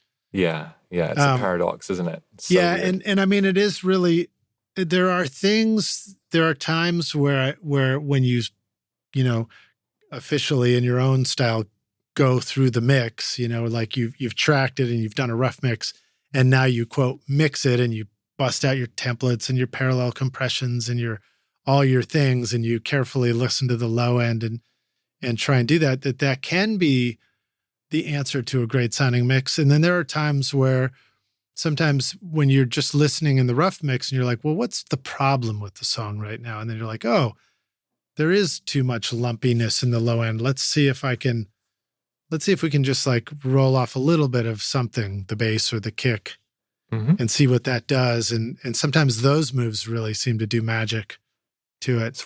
I think that the closer we get to the finish line, this is going to completely contradict what we were saying before, or what I was saying before about the big moves, but it's the closer you get to the finish line, the more you'll notice a small change. And that's very powerful because sometimes that one exact frequency you find opens everything up. And you're like, oh my God. And, I remember did a ton of work with Neil McClellan, but just I'd be programming in the back of the room and sticking my head around the monitor going what did you do? And he'd just, he'd be just I just did this top end thing on the drums. Fuck, that sounds amazing. Just suddenly it works, That's the beauty of being in a production seat versus the engineering seat. It's amazing to me how you can miss something when you're clicking the buttons. But when somebody else is clicking buttons and I find myself just producing, they could play one little vocal phrase. And I'm like, oh my God, that one was great. Yeah. But if I was in the engineer seat, I would have probably just blown past it and listened to the 10 other versions. Actually, dude, I remember Jimmy Douglas telling me this thing where he used this particular automation mode in the Neve console. Everyone, this is above my pay grade, but there's a particular automation thing where you didn't have to be in write for it to write, if that makes sense. And he'd always say because I'd just be sitting there messing around with some stuff, and then someone would say that was amazing. And he'd be like, what? And he wouldn't even know what he did. This could even be you're literally building a mix, or you're kind of cut something on a certain bar. Right. And so that was the button where you could press it and it would save what you just did. That's like the Ableton Live feature. There you go. Yeah. What is it? The post thingamy record? I forgot what they call it, but I was blown away by that you could be just sitting there noodling around, and then you're like, wow, that was really cool. But you didn't write any automation or anything. And you just hit this button and it remembered all the moves you just did. Right. I better check that out. I'll go running to the manual. It's a good one. It's a good one. Yeah. So that whole thing about, all this comes down to like, humans are completely insane, and we're only holding on to this reality by the tiniest thread. And when we can kind of actually acknowledge, like, we're all completely insane, none of this makes any sense, then you can kind of have a lot more compassion with yourself to let yourself be insane. And then you can actually start training yourself, like, which type of insanity do I need right now to move this record forward? Do you know what I mean? I think that very consciously being able to step through different perspectives in and of yourself. Actually, my biggest mixing tip, and I've generated some good friction on social media for this, is like, just don't try to mix while you're writing. Don't try to. Let's have a nuanced but intense debate about this one, Lidge. It's like to build your mix while you're producing. Argument 4 is you are the engineer. 100% make it sound as good as you can at every step of the way. Right. Biggest argument against is if you are the writer or producer, because the biggest reason for me was actually that you would avoid the uncomfortable heat of having to make significant creative choices, because you would convince yourself like, oh, I better go like compress or mix stuff or make sure that it works well. Or there's always this extra loop of I need to check that it works properly, which completely cripples your decision-making ability and just evaporates your momentum when it comes to writing. And then also means that your creative juice, your creative rocket fuel kind of evaporates there on the spot instead of powering your rocket. This podcast is proud to present Recording Studio Rockstars Academy. Are you ready to take your recording, mixing, and mastering to the next level and make your best record ever? Then visit the Academy to find the course that's right for you. Want to record killer drums in your home studio? Then check out Rockstars of Drums to learn how to record, edit, and mix pro-sounding drums with a professional Nashville session drummer in a Grammy-winning studio. Or if you're ready to start mastering your own records at home, then check out Rockstars of Mastering, where I walk you through exactly how I master my own records using nothing but plugins. Plus, I take you into a world-class mastering studio, Sterling Sound, to meet with Ryan Smith and hear how he professionally mastered my record, Skadoosh, for release to streaming platforms. That's the music you hear on this podcast, Rockstars. And if mixing is your focus, then check out my free mixing course, Mix Master Bundle, where I show you how to mix using stock and free plugins in Pro Tools. Plus, you get a look at how I recorded everything in my studio and multi-track downloads for you to practice mixing and even upload to your website if you want. Are you ready to make your best record ever? Then go to recordingstudiorockstars.com/academy to get started now. Yeah, that's interesting because you want to keep that pace moving quickly. And that's one of the things I love about doing sessions with a studio full of musicians, is it really motivates me to keep the pace rolling. Yeah. And then a lot of creative things can get done, which is great. I find it's better to do too many creative things and then just pull, it's like you're building the granite block and then you're showing up as Michelangelo to carve away everything that is not the final sculpture when you come to mix, Yeah, for sure. So that part can be good. Now, I will say on the other hand, sometimes I wonder if it's smart to do a little bit of mixing in you use the word writing. I'm thinking of more of like the overdub, like the producing stage, because sometimes I wonder, like, man, if maybe if I had just had a little bit more exciting mix of the drums and bass and whatever, I wouldn't have thought that it needed more overdubs on it. You know? Because that's, the whole fader creep in overdub land can happen in the studio where it's like, if we're not careful, we layer stuff on and then all we really hear is the last overdub we did. And we've lost all the stuff that was great before. Yeah. And so we think like, oh, well, it really needs something else on top. So I don't know, it's a balance between those things, Well, let's I think a great way to break this down and get into a bit more nuance is like, you know what it's like to do a great mix session, right? Where your sole focus is on, let me make sure that all the parts that are being captured, that this multi-track jumps out of the speakers as excitedly and wonderfully and as engagedly as possible. Right. Right. So if we think about mixing just as the discipline and the art of mixing, for me, it's all about guiding the thread of the listener's attention in the most compelling way possible. Yeah. Engineering, tracking, for me, the fundamental art there is to keep the session moving and to serve the creative process in as transparent a way as possible. Sounding good is secondary. A great engineer... enable the musicians to perform the shit out of You stuff. keep the session moving, but of course, part of that is people need to hear what's going on. So I think people can think that, like, you know, if I say, like, don't mix, it's like, don't touch a fader. It's like, fuck no.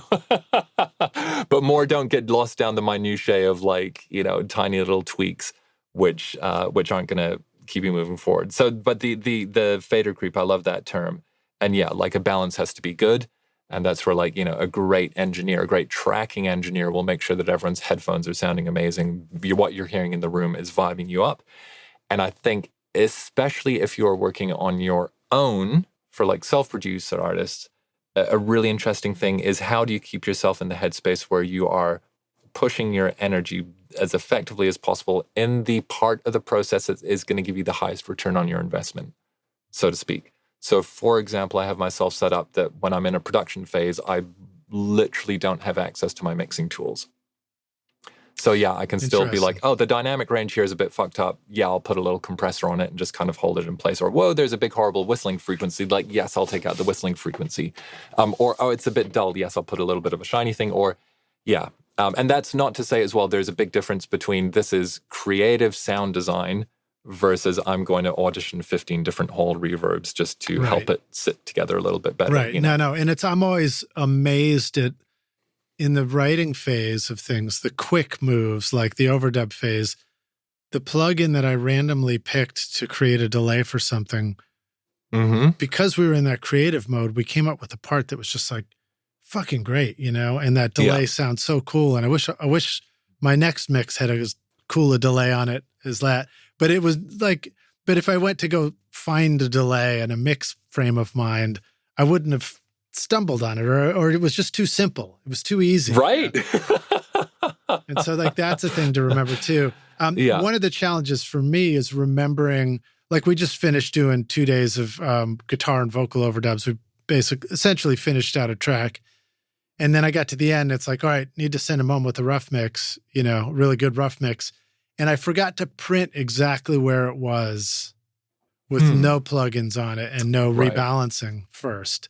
And then I, like, pulled in, you know, like the stereo bus settings with compression and limiting and made it louder and all this. And it's that lesson I have to keep learning over and over again. It's like the moment we do that, we're recreating, right? The rebalancing is a form of recreating what this song is and what this music is. And so because we played all these parts to a very simple version of the balance of the faders while we were creating it, we should remember and acknowledge that as musicians, as artists, we performed and played, you know, the guitar part with a certain nuance and level and volume and intention that made it sound good to us with that fader balance when we were recording it. And so there is something really valuable in there. Even if we don't, even if we listen later and we're like, well, that's not the mix, we should always remember to bounce exactly how it was before we start, like, pulling all the faders down and rebuilding the whole thing, because, you know, we might lose something that was pretty brilliant about it. It's easy to do. Great point. Yeah. And I think that's where, you know, you do get that thing where, like, the rough mix winds up being the mix because it has the je ne sais quoi. You know? Right. Yeah.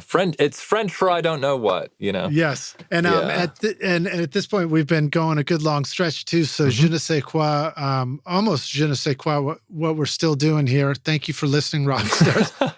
Let's go to a couple of closing questions here. Let me hit you with this one, man. What are some good ways that you want to think of right off the top of your head? Small home studio, we want to record drums. We don't want to have to use drum samples for our productions. What are some first thoughts that come to mind for setting up a home studio drum recording setup? Oh my God, you're going to love this. It depends. Honestly, it depends. Love it. Yeah. But if gun to my head, like 2 microphones and make your room sound interesting. 2 artists I can think of who did that I talked to from firsthand experience is I got to have brunch with Carla Azar from Autolux, played with Jack White and all that once. She made these seminal drum breaks, spent in a shitty rehearsal room with like 2 microphones and an ADAT. And it just made her spend all her time, tune her kit in a certain way and find a cool place to put the microphones, and like one of the greatest sounding drum recordings of the last kind of couple of decades. And any then particular kind of 2 mics, or doesn't even matter? Doesn't matter. Your 2 mics, your kit in your room, make it sound cool for you. Don't try to make it sound like... 2 mics matches 2 speakers, or 2 mics might be mono?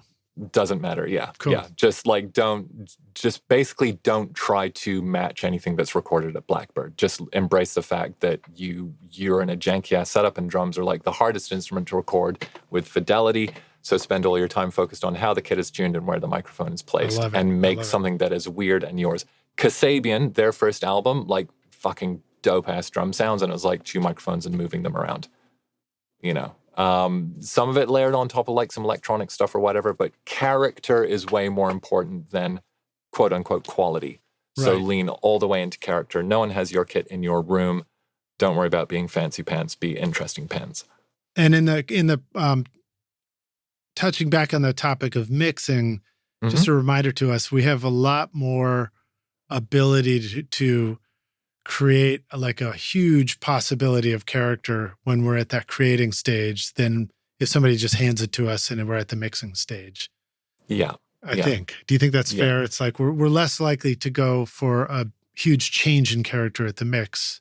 I mean, oh God, literally, this is where we get into the anything is possible. Yeah. But actually, if there is a tip for recording and where like tuning is so important, is try having like 1 microphone running through a Sans amp or like some kind of crazy distortion or crazy compression just while you're testing it.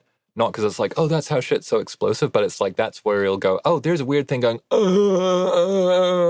through all of this. What the hell is it? Yeah. And you wouldn't notice it normally. And then, oh my God, like now that the kick and the tom are related like this and we got just the right damping, like, damn, what happens if we lift the snare? Now there's something that's going in a weird way. It's like, oh, that cymbal that's leaned over against the wall, let's get that out of the room, you know? Or maybe you go, oh, that's really cool, you know? It's funny, like a big part of my imprint in musical taste comes from breakbeats, you know, the great weird. And basically all of the breaks sound fucking weird.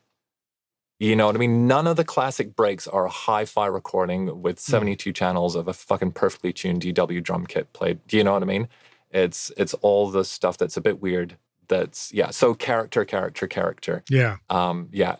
All right, cool. Well, that makes it easy. Just have fun. You know, it's a lot. That's the cool part. You know, 2 mics. All you have to do is just put it in a spot, and then, you know, decide that your kick drum for the day is a big lobster pot, which is what we did in our house in Maine many years ago. I love it. Turned a big metal boiling water lobster pot into a kick drum.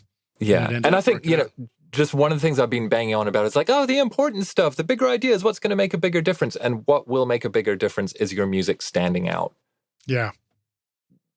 And that's, you know, and when it comes to vocals too, are you much of a singer? Do you sing much? I'm a terrible singer, but I'm an immense lover and empathizer of singers. It's like, if only I had a good voice, I'd be a great singer.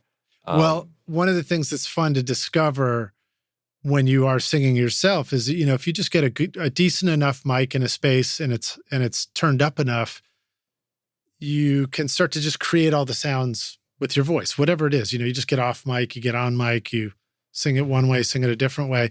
And it's a lot of fun to discover how much variety there is. Or at least it feels like variety. I don't know. Maybe if I go back and listen to all my records, I'll be like, oh, Lidge, you always sound the same. Well, that's that thing we were saying earlier where it's like, you know, moving the mic a bit is way more important than, you know. Or moving yourself. Leave the mic where it was and just move yourself a little bit. Perfect. Okay, cool. Well, let's hit you with this one. We've asked it before. We'll ask it again.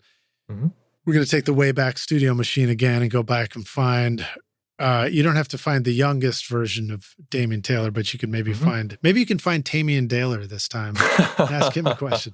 No, you could just go back and maybe it's related to your cabling or mixing or 2 mics on a drum set, whatever you want. And you say, look, you go back to give yourself advice. You say, here's the most important thing you need to know to be a rock star of the studio yourself. What advice do you feel like going back and giving yourself if you could? So I think first time we had this, it was sleep. Sleep's good. I'm not sure what we said second time, so if I'm repeating myself, I apologize. But my gut wants to say, like, don't be afraid of your own opinion. Yeah. Basically. And there's a thing that the tech bros like to say, it's like strong opinions loosely held, which means really try believing in something, but if something comes along to change your mind, then change your mind. So I think that's like having a really strong creative kind of idea or concept that you want to try, but not being so attached to it that you can't see if it, quote unquote, worked or not. But in a way, that looseness, I think, actually lets you recognize when things are good way more than being so attached to the outcome. So, yeah.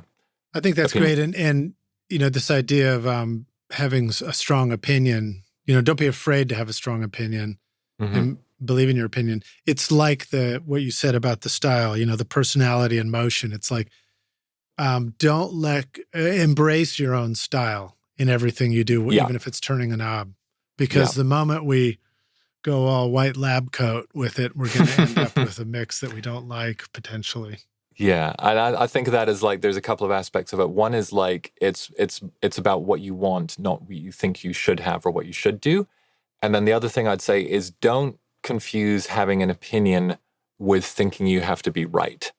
Exactly. Especially if you're working with other people. And one of the tools I use a lot as a producer when I'm producing artists is I will experiment with, if there's something where it feels like things are a bit vague or nebulous, I'll just put forward a really, really strong opinion and push that on people and then see if they push back. Sometimes when people have been like not sure if a record's done, I'll just come in and say, it's done, come and listen to it. And then suddenly they know what it wants. That's a really just one example. So yeah, strong opinions loosely held. Right on. Tech bros will know what I mean. Awesome. Dude, well, thank you for hanging with us. Please let the rock stars know where they can go learn more about you, or maybe they just need to sign up and study your cool techniques through your teaching. Cool. Well, if you go to Here Is Damian, Damian, on Instagram, TikTok, I think on YouTube I'm Here Is Damian as well, but I'm there, or otherwise DamianTaylor.com. And then from there's kind of links to everything. But everyone's very, very welcome to join us at the Complete Producer Network. That's the free online community. I host a few of my other programs in there, but very positive, supportive, chill environment to talk about all the touchy-feely stuff as well as all the kind of the hard and fast and nerdy stuff as well. Awesome. Cool, dude. Thanks for hanging with us again, man. I look forward to seeing you when I'm out on the West Coast next time. Rockstars, awesome, thank you for listening. Cool. Take care, everyone. Have a good one. All right, man. Cheers. Cool, dude. Thanks so much for listening to Recording Studio Rockstars. If you enjoyed the show and want to help make it better, then please share this episode with your friends on social media and leave a rating and review on iTunes to help the podcast reach more rock stars like yourself. You can click directly over to iTunes or go to rsrockstars.com/review for an easy explanation. And remember to hit the subscribe button to keep up with weekly episodes. And if you're ready to make your best record ever now, then head over to Recording Studio Rockstars Academy, where you can start with my free course at mixmasterbundle.com. Thanks so much for listening, and thanks for being a rock star. I'm Lid Shaw, and this is Recording Studio Rockstars. Now, go make great music.